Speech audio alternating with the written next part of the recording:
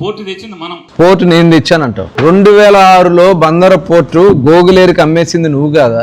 2006 సంవత్సరంలో నాకు రాజశేఖర రెడ్డి గారు ఆనాడు ముఖ్యమంత్రిగా ఉన్నప్పుడు సంతకం పెట్టాడు, నాకేం అభ్యంతరం లేదు గోగులేరులో పోర్టు కట్టుకోండి అని చెప్పి. వస్తావా నువ్వు ప్రమాణం చేయడానికి? నీకు దమ్ముందా? నువ్వు మగాడుగా రా. బందర పోర్టుని ప్రజలు మేము కష్టపడి పోరాటం చేసి తెచ్చుకున్నాం. బందర పోర్టుని నువ్వేదో నేను తెచ్చా 2006 సంవత్సరం మేము మా ఉద్యమ ఫలితం అది.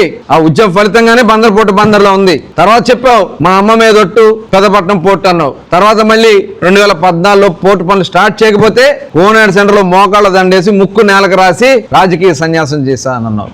పిచ్చి వాగుడంతా వాగి ఇవాళ ఆ రోజున 2014లో మా ప్రభుత్వం వచ్చిన తర్వాత భూములకి సంబంధించినటువంటి land pooling, land purchasing, land acquisition 3 schemes పెట్టి రైతులకి 25 లక్షల రూపాయలు, 40 లక్షల రూపాయలు కూడా ఇచ్చి ముడా అనే సంస్థ పెట్టి భూములన్నీ కూడా ఎక్వైర్ చేసి ఒక మాస్టర్ ప్లాన్ తయారు చేసి అప్పుడు కూడా చాలా గొడవలు చేశారు. మీరు అందరూ వచ్చి జగన్మోహన్ రెడ్డి గారిని 2 సార్లు తీసుకొచ్చా భూములు ఇవ్వకండి, భూములు ఇవ్వద్దు అని చెప్పి. ఆ రోజున మేము ముఖ్యమంత్రిగా చంద్రబాబు నాయుడు గారితో పనులు స్టార్ట్ చేస్తే తర్వాత మీరు వచ్చి పనులు ఆపేసి మళ్ళీ ఈనాటి పార్లమెంట్ సభ్యులు బాలశౌరి గారు పవర్ ఫైనాన్స్ కార్పొరేషన్ నుంచి కొంత లోన్ తీసుకొస్తే దాంతో ఎన్నికల ముందు స్టార్ట్ చేస్తే ఇవాళ మేము ఆ పనులు పూర్తి చేయిస్తా ఉన్నాం. ఇవాళ 65% పనులు పూర్తయినాయి. మీరు దాన్ని స్వార్థానికి వాడుకోవాలని మీరు చూశారు. ఇవాళ బందర్ పోర్టుని ఖచ్చితంగా 2026 జూన్ తర్వాత ఆపరేషన్ లోకి తీసుకురాబోతున్నాం అనే విషయాన్ని గుర్తు చేస్తా ఉన్నా.